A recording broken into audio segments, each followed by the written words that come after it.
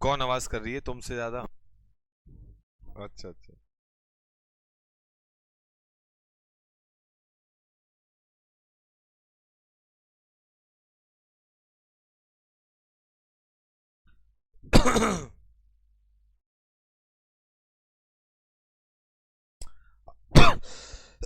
हाँ जी, कल कुछ आपके सवाल थे जो आपको एमसीक्यू में करने थे। उससे पहले करे आपने, नहीं करे?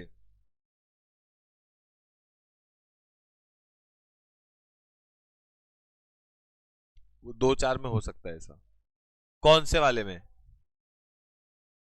मैं चेक कर लेता हूँ, माइट भी कुछ एक ऐसा कुछ हो गया होगा, उसमें मिसप्रिंट ही हो गया होगा। हाँ, कोई बात नहीं, मैं देखता हूँ उसको। कोई बात नहीं, वो बाई चांस की कुछ हुआ होगा कि वो एक पूरी चीज ही कुछ उड़ गई है या तो। हाँ, कोई नहीं, मैं उसको आज चेक कर लेता हूँ। मैं इसको आज चेक कर लेता हूँ कि उसमें क्या रायता फैला है।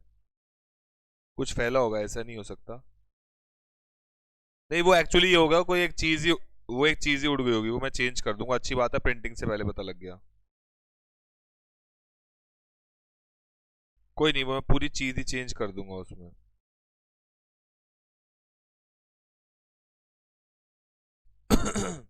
तो हम लोग अपना आज चैप्टर 6 का यूनिट नंबर 2 शुरू करते हैं। यूनिट 1 हम लोग कर चुके हैं और यूनिट 2 हम लोग शुरू करते हैं। यूनिट 2 में ये हम लोग MPC, MPS, consumption function, saving function, investment multiplier और 2 सेक्टर मॉडल, ये हम लोग कर चुके हैं। हमको करना बेसिकली है 3 सेक्टर और 4 सेक्टर जो आपके सिलेबस में है। लेकिन उससे पहले जरा जितना कॉन्सेप्ट हम लोगों ने कर लिया है उसके एमसीक्यू पे आओ जरा एक बार। टोटल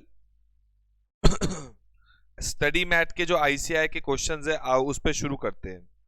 ये आपकी समरी है, एक बार समरी से वापस से पढ़ लेते हैं। कुछ भी नहीं है इसके अंदर, बहुत सिंपल सी कहानी है। आओ एक बार समरी से वापस से इसको पढ़ लेते हैं।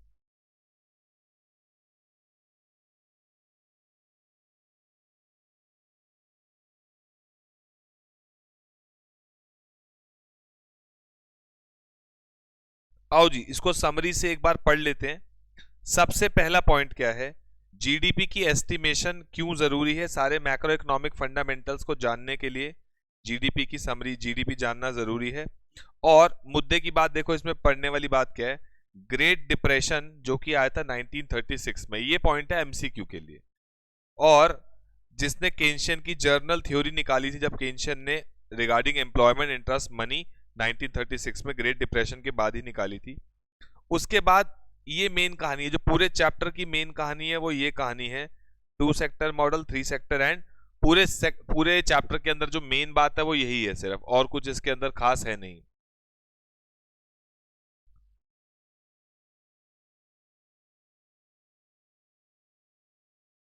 ठीक है जी। अब सर्कुलर फ्लो की बात कर लेते हैं। सर्कुलर फ्लो में अगर हम बात करें 2 सेक्टर मॉडल में, तो कौन कौन होता है? हाउस होल्ड और बिजनेस। क्या होता है इसका डायग्राम, अगर आपको याद हो हम लोगों ने किया था।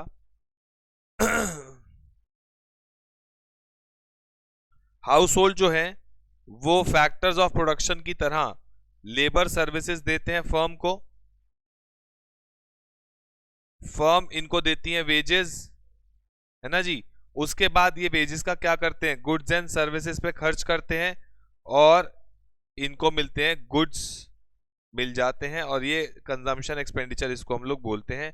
ये सिंपल सी कहानी है आपकी 2 सेक्टर मॉडल की। और इक्विलिब्रियम की बात करें तो इक्विलिब्रियम का मतलब क्या होता है? स्टेट जहां पे कोई टेंडेंसी नहीं है चेंज की, और output is at equilibrium where quantity produce is equal to quantity demanded या सप्लाइड। जितना बनाया और वो किसके बराबर है? डिमांड के बराबर है। और इक्विलिब्रियम इकोनॉमी में कब आता है? जब हमारा प्रोडक्शन प्लान और एक्सपेंडिचर प्लान, मतलब प्रोडक्शन जितना बनाया और जो लोगों ने खर्चा किया उसको डिमांड करने में, वो क्या हो गया?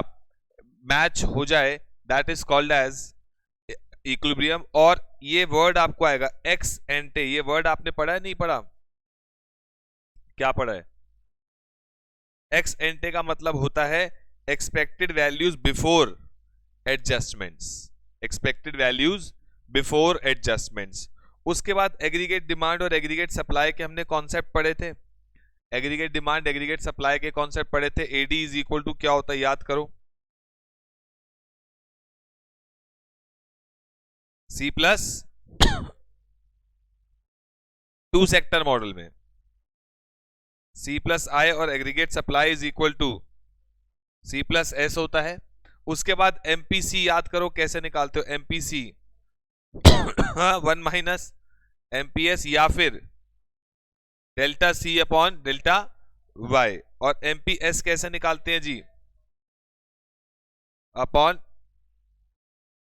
ये आ जाता है आपका क्या, एमपीएस आ जाता है, ठीक है जी। और ये क्या शो करते हैं कि इनकम में चेंज आया तो मेरी कंजम्पशन में कितना चेंज आया, या फिर मेरे क्या बोलते हैं, इनकम में चेंज आने की वजह से सेविंग में कितना चेंज आया, या फिर इनकम में चेंज आने की वजह से कंजम्पशन में कितना चेंज आया। उसके बाद ये हमने पढ़ी लिया शॉर्ट रन में AD is equal to C plus I. और ये क्या होता है जी, कंजम्पशन फंक्शन, ये भी हम लोग पढ़ चुके हैं। कंजम्पशन फंक्शन क्या होता है जी,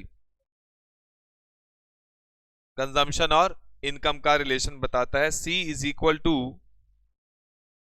where A is equal to autonomous demand और B is equal to MPC. और ये क्या होता है जी, हमारी इनकम, कि इनकम के मुकाबले में कितना पैसा अपनी कंजम्पशन पे खर्चता हूं। उसके बाद एपीसी कैसे निकालते हैं जी, सी अपॉन वाई। एमपीसी कैसे निकालोगे, delta C upon delta Y. और एपीसी डिक्रीज होगा जैसे जैसे आपकी इनकम क्या होगी, इंक्रीज। ऑब्वियसली इनकम बढ़ेगी तो एवरेजली बंदा कम खर्चा करेगा। Rest of the income not spent on consumption is saved, तो saving function is equal to income of function of income. Saving बढ़ती है आपकी जैसे जैसे व्यक्ति की इनकम बढ़ जाती है। MPS is equal to 1 minus MPC, APS is equal to savings upon income. ये लास्ट मोमेंट पे आपके काम आएगी, छोटी छोटी समरीज हैं। Ex ante aggregate supply is equal to income of economy, aggregate supply is equal to C plus S, ये बात हमें पता है।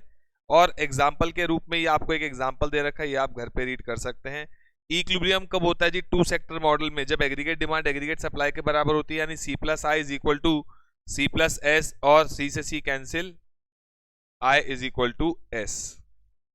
उसके बाद उसके बाद उसके बाद उसके बाद ये आता है जी पॉइंट, लीकेज वर्ड अगर आपने पढ़ा हो तो लीकेज का मतलब क्या होता है और इंजेक्शन का मतलब क्या होता है। लीकेज का मतलब होता है आपने सर्कुलर फ्लो से पैसा निकाला और सेव कर लिया। इंजेक्शन का मतलब होता है उस सर्कुलर फ्लो में पैसा डाला और इन्वेस्ट कर दिया। और उससे क्या होता है, अगर लीकेज बढ़ जाती है और इंजेक्शन मतलब अगर savings is more than investment, तो नेशनल इनकम क्या होगी, कम हो जाएगी, कि लोग पैसा ज्यादा निकाल रहे, खर्चा ही नहीं कर रहे, मार्केट में पैसा घूम ही नहीं रहा है। ठीक है जी, एनी डिविएशन इसका कोई पॉइंट नहीं है। नेक्स्ट आ जाओ, केंशन का जो केंशन कहता है equilibrium may not occur at full employment level, ये बहुत इंपॉर्टेंट है टर्म्स, दोनों ही टर्म बहुत इंपॉर्टेंट है। डिफ्लेशनरी गैप क्या होता है जी, डिफ्लेशनरी गैप जब एग्रीगेट डिमांड जो है वो is below full employment level, जिससे क्या होती है रिसेशन, मतलब मार्केट में जितनी सप्लाई है, जो फुल एम्प्लॉयमेंट पे जो सप्लाई होती है उतनी मार्केट में डिमांड नहीं है, तो उससे क्या होगा, मार्केट में रिसेशन आएगा, और रिसेशन आने का मतलब डिफ्लेशनरी गैप क्रिएट होगा। कहने का मतलब क्या है कि यस कि सर एग्रीगेट डिमांड और एग्रीगेट सप्लाई की बात करें तो ये हमारा इक्विलिब्रियम लेवल है, लेकिन लेकिन लेकिन लेकिन सर ये प्राइस है और ये क्वांटिटी है, लेकिन मार्केट में जो डिमांड है वो एक्चुअल में क्या है, कम है।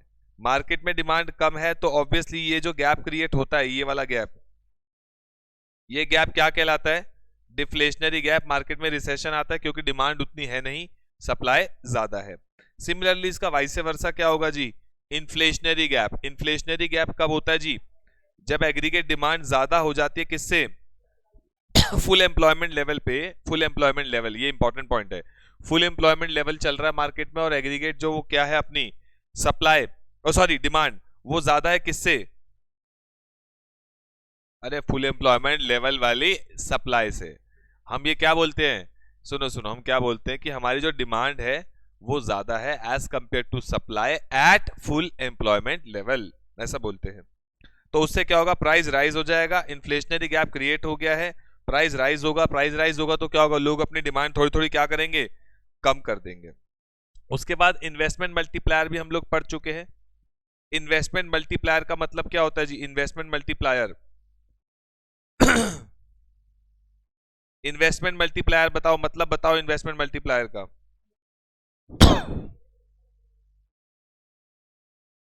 आप 1 रुपया करते हो इंक्रीज इन इन्वेस्टमेंट, उससे लोगों का खर्चा बढ़ता है, दूसरे की इनकम बढ़ती है, हम लोग क्लास में कर चुके हैं।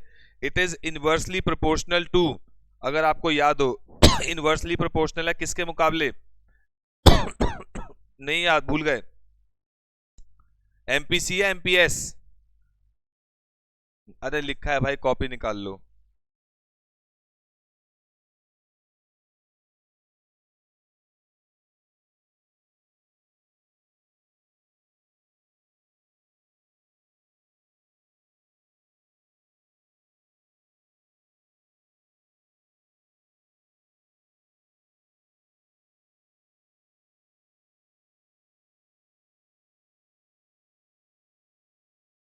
यस, क्यों इनवर्सली क्यों है, क्योंकि ऑब्वियस बात है ना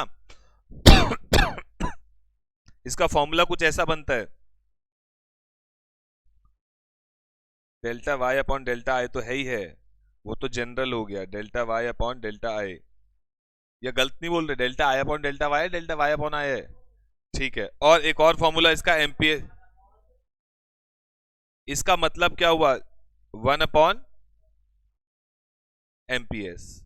जितनी ज्यादा हम लोगों ने क्लास में पढ़ा था, फॉर एग्जांपल मैंने 1000 रुपए की इन्वेस्टमेंट की, इसके ऊपर करी 1000 रुपए की इन्वेस्टमेंट, इसका एमपीसी 0.90 है, इसका मतलब क्या है कि ये उस 1000 में से आगे कितने खर्चेगा, 900 रुपए, वो इसका खर्चा, सामने वाले की इनकम, फिर ये 900 का क्या करेगा, अगेन ये 0.90 810 रुपए खर्च देगा, इसका खर्चा, उसकी इनकम, ऐसे ऐसे वो बढ़ता चला जाता है। तो it is inversely proportional to MPS, मतलब हम लोग इसमें क्या पढ़ते हैं कि एक ही इन्वेस्टमेंट बहुत टाइम्स आपकी इनकम जनरेट कर देती है मार्केट में। उसके अलावा multiplier is the ratio of change in, ये delta Y upon delta I आ गया, ये रहा, ठीक है जी, k is equal to delta Y upon delta I, तो इससे हम लोगों ने क्या निकाल लिया, delta Y is equal to k into delta I. ये पॉइंट क्लियर है, इस पे भी आपको सवाल आ सकते हैं। उसके बाद हम क्या बोलते, क्या इसमें हम ये बोलते हैं कि जो मल्टीप्लायर का प्रोसेस है वो बेसिकली रिपल इफेक्ट लेके आता है। रिपल इफेक्ट का मतलब होता है कि बहुत मल्टीपल टाइम्स इफेक्ट लेके आता है, क्योंकि लोगों की स्पेंडिंग बहुत ज्यादा बढ़ जाती है इन द इकोनॉमी। उसके बाद मल्टीप्लायर एंड एमपीसी हम लोग पढ़ चुके हैं, डायरेक्ट रिलेशनशिप है एमपीसी के साथ, और मार्जिनल प्रोपेंसिटी आपका मल्टीप्लायर का इफेक्ट डिसाइड करता है। ऑब्वियसली ना, अगर मार्केट में मान लो एमपीसी जितनी कम होगी, अगर एमपीसी 0.9 है, मतलब लोग जो पैसा आ रहा है उसका 90% क्या कर रहे हैं, खर्चा कर रहे हैं। अगर एमपीसी 0.10 है, इसका मतलब क्या हुआ, मात्र 10% वो क्या कर रहे हैं, खर्चा कर रहे हैं। तो जितना ज्यादा एमपीसी होगा उतना गुना हमारी इनकम बढ़ेगी एज कंपेयर टू इन्वेस्टमेंट। उसके बाद ये इफेक्ट खत्म क्यों हो जाता है, ड्यू टू लीकेजेस, मतलब जितना लोग पैसा बाहर निकालते रहेंगे, सेव करते रहेंगे, ऑब्वियस बात है, तो ये इफेक्ट क्या होगा, धीरे धीरे कम होता चला जाएगा। उसके बाद लीकेज के कॉजेज क्या हैं, कॉजेज क्या हैं जी, लीकेज के causes, taxation, high liquidity, import और डेट पेमेंट एक्सेट्रा, लीकेजेस इन वजह से होती है। उसके बाद डायनामिक एलिमेंट्स की बात करें तो इसमें कुछ खास बात नहीं है, आपको सिर्फ ये पढ़ना है, जो केंशन के मॉडल है वो शॉर्ट रन के बारे में बात करते हैं और डायनामिक एलिमेंट्स को इंक्लूड नहीं करते। मतलब जो बड़े डायनामिक, मतलब बड़े लेवल पे जो एलिमेंट्स है, जैसे गवर्नमेंट एक्सपेंडिचर और नेट एक्सपोर्ट्स, केंशन जो बात करता है वो शॉर्ट लेवल के इक्विलिब्रियम की बात करता है, वो बड़े एलिमेंट्स को कंसीडर नहीं करता है। तो यहां तक हम लोगों ने 2 सेक्टर मॉडल तक ही पढ़ा था, 3 सेक्टर एंड 4 सेक्टर आपको डायग्राम से एक बार पढ़ाना पड़ेगा, उसके बाद हम लोग इस समरी को कर पाएंगे। तो पहले हम लोग 2 सेक्टर तक के ही एमसीक्यू एक बार देखते हैं जी, आ जाओ। अब फॉर एग्जांपल ये एमसीक्यू आपका स्टडी मैट का सवाल है, देखो जी स्टडी मैट का सवाल है, सी और इनकम दे रखा है, एस और इनकम दे रखा है, आपको क्या निकालना है, घटिया सवाल, बहुत ही घटिया कैसे निकालोगे, लिखो अभी कॉपी में जो आपको सवाल करने हैं, आप अभी कॉपी में कम से कम इसके कम से कम पहले 20 सवाल, नहीं नहीं नहीं नहीं, वो 3 और 4 सेक्टर भी आ जाएगा। आप पहले 11 12 12 तक तो कर ही सकते हो। 12 सवाल निपटाओ फटाफट, स्टडी मैट के MCQ हैं, 12 सवाल निपटाएं जी।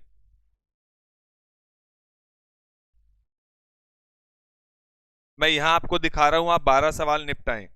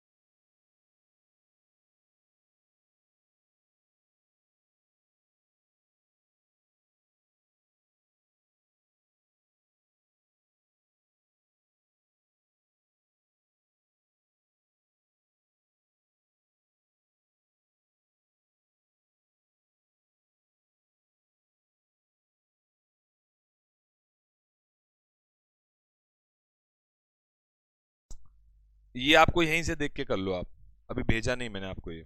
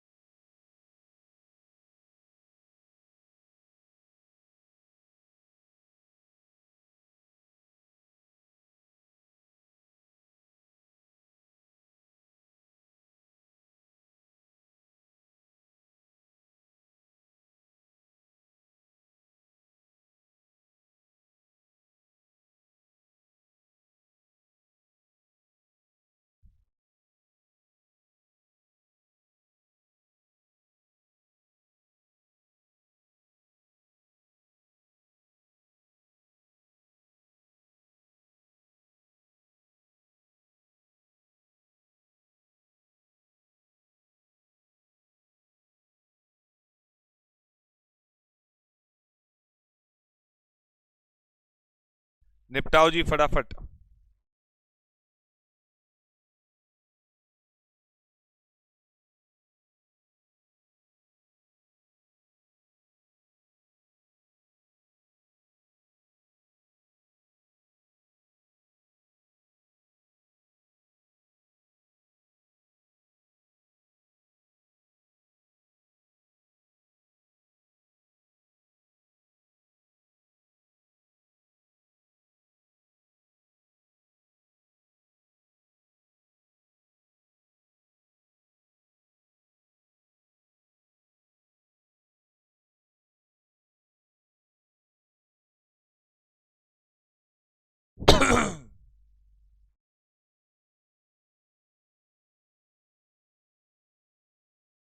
निपटाओ जी फटाफट।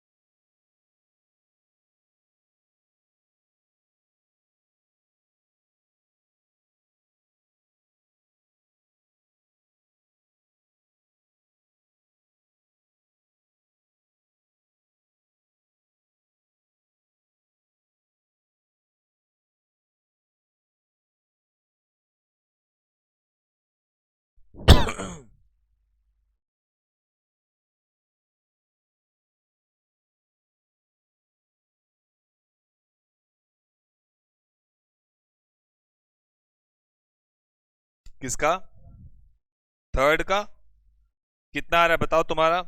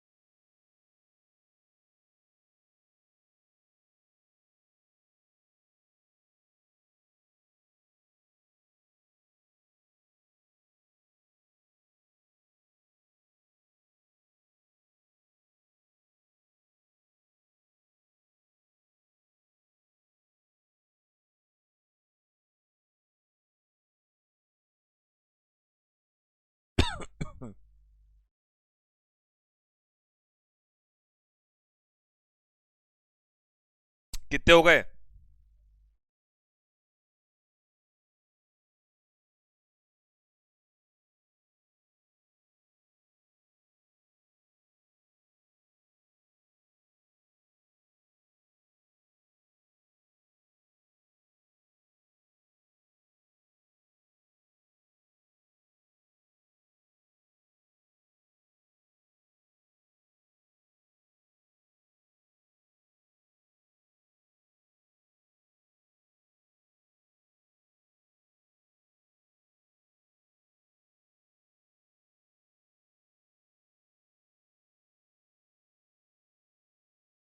फिफ्थ तक हो गया।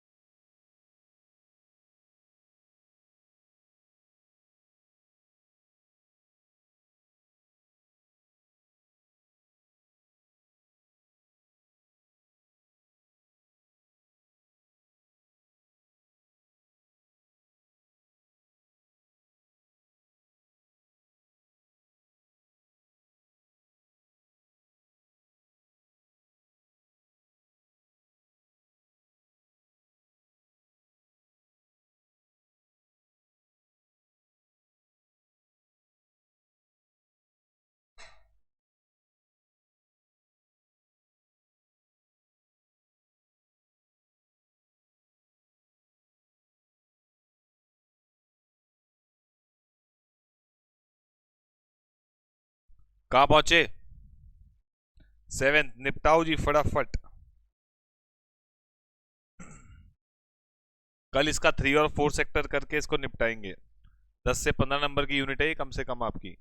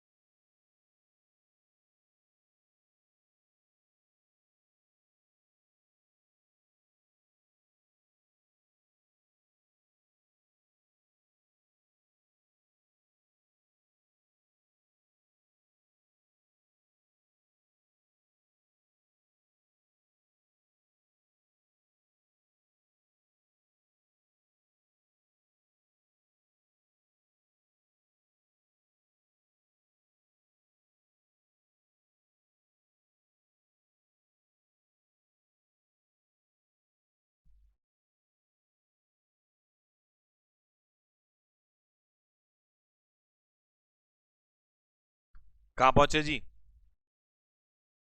एट्थ।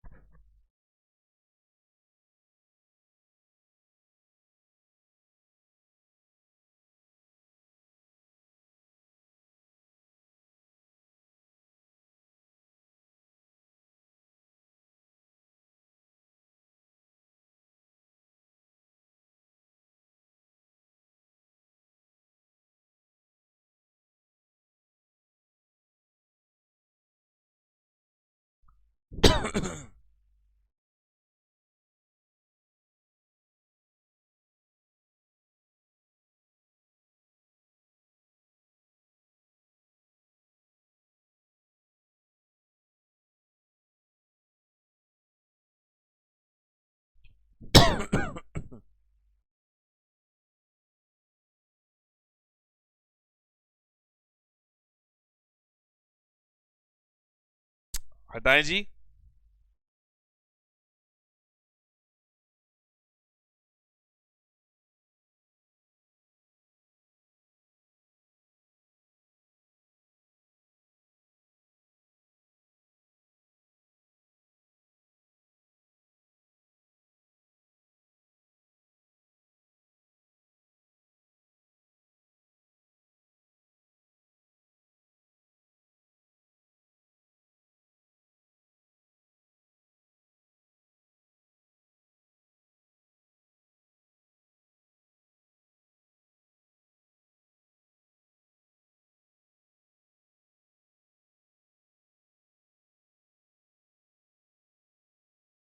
जी बताओ जी। नाइन्थ बताएं। इन्वेस्टमेंट एक्सपेंडिचर कह रहा है अगर 400 करोड़ से बढ़ा दें और एमपीसी 0.8 है, तो सर अगर हम लोग इन्वेस्टमेंट 400 करोड़ से बढ़ाएंगे और एमपीसी 0.8 है, इसका मतलब क्या है आप बताएं। पहले मल्टीप्लायर निकालें। आप मल्टीप्लायर कैसे निकालते हैं? 1/1 ये क्या रिफ्लेक्ट कर रहा है कि हम जितने से इन्वेस्टमेंट बढ़ाएंगे उसके मुकाबले 5 गुना क्या होगा? इनकम बढ़ेगी। तो बढ़ा लो 5 गुना, इसका मतलब इनकम कितनी बढ़ जाएगी? 2000 करोड़ इनकम बढ़ जाएगी। और अगर इनकम बढ़ गई 2000 करोड़ से और एमपीसी 0.8 है, तो एमपीएस कितना होगा?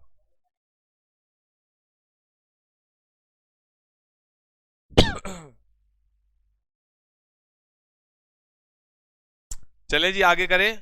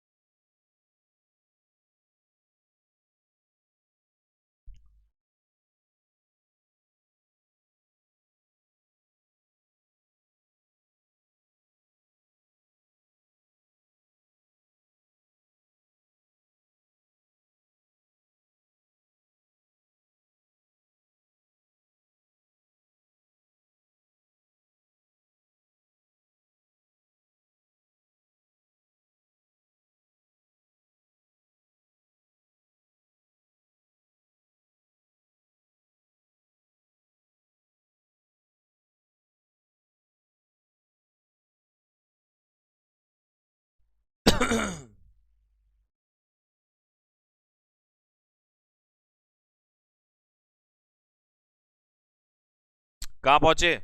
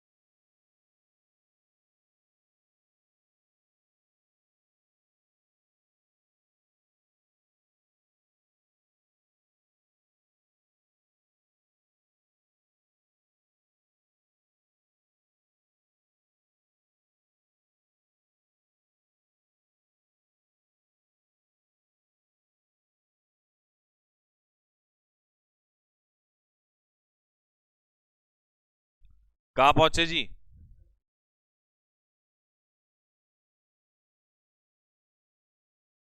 13 तभी शायद नहीं कर पाओगे आप।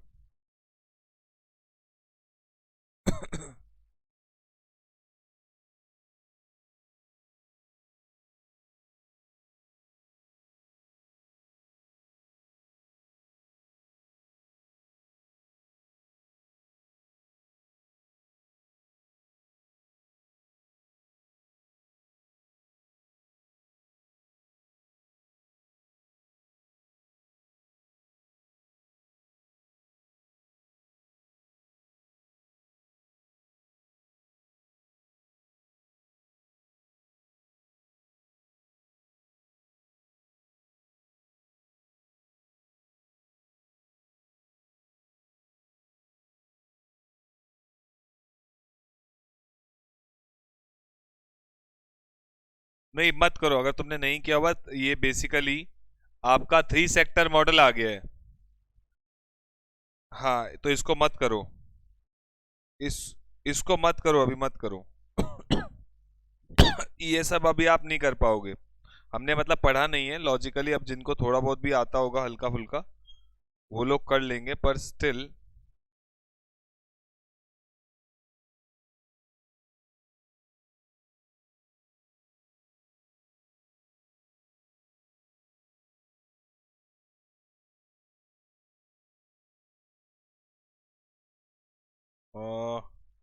एज ऑफ नाउ अभी नहीं कर पाओगे आप, अभी आप आ जाओ। नहीं, ये सब 3 सेक्टर और 4 सेक्टर पे बेस्ड है। बहुत इजी होता उसमें भी कुछ नहीं है, इजी होता है। बस 2 एलिमेंट, 3 सेक्टर में एक और एलिमेंट ऐड हो जाएगा, और 4 सेक्टर में एक 4 एलिमेंट ऐड हो जाएंगे, और कुछ नहीं है उसके अंदर, है बहुत आसान। बट स्टिल नहीं किया तो उससे पहले मेरा फर्ज बनता है कि मैं आपको करा दूं। और आप एक काम करेंगे अभी, ये वाले इसके एमसीक्यू 16 ही हैं, ओनली 16। ये वाले निपटा लो, मतलब 2 सेक्टर से तक रिलेटेड जितनी भी बातें हैं उन सबके सवाल निपटा लो।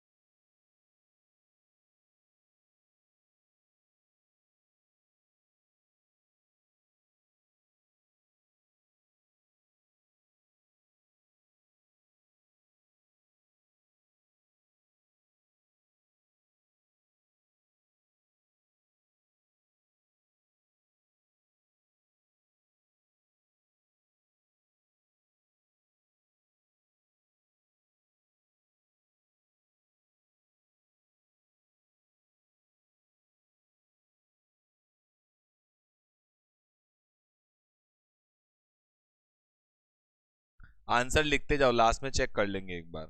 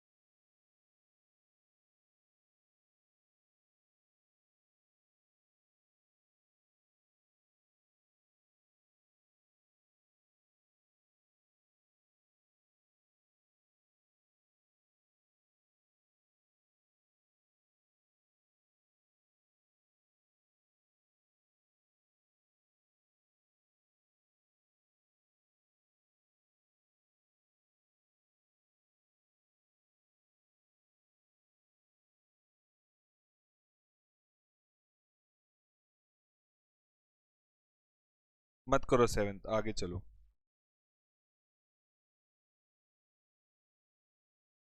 मतलब अभी हम लोगों ने नहीं किया ऐसा, कुछ है नहीं इसके अंदर। हाँ, डिस्पोजेबल इनकम में 100 डालना है। हाँ तो वो करवा दूंगा मैं, अभी नहीं करा अभी हम लोगों ने, वो 3 सेक्टर 4 सेक्टर एक बार हो जाए उसके बाद करेंगे।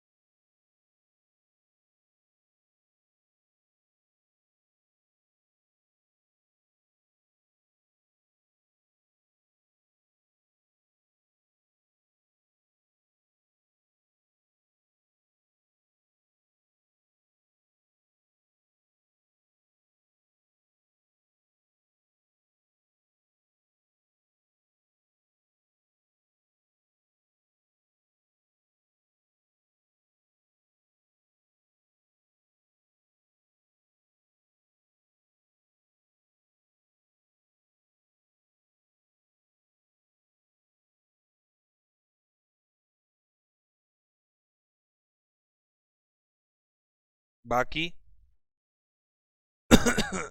कोई बात नहीं, क्लोज इकोनॉमी का मतलब क्या होता है वो तुम्हें अभी नहीं पता है।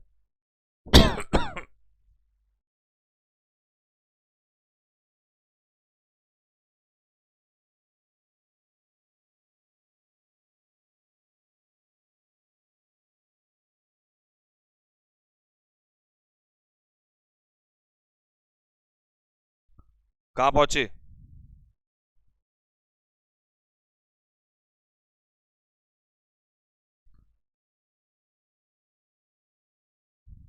आप 12th करो।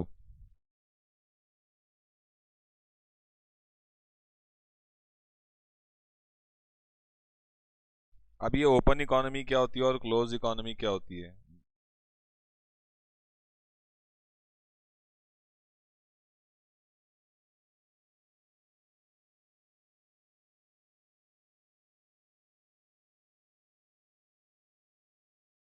कोई बात नहीं, मैं दिखाता, ये तो तुम्हारे हिसाब से लिखा है मैंने।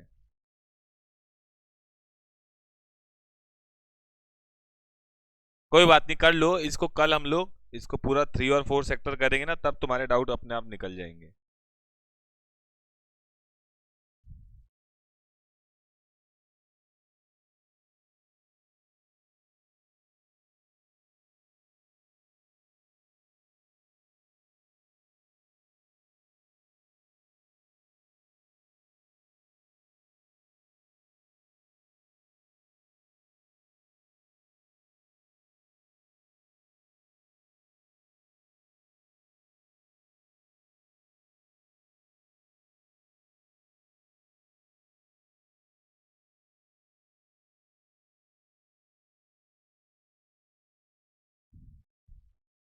कहाँ पहुंचे हो?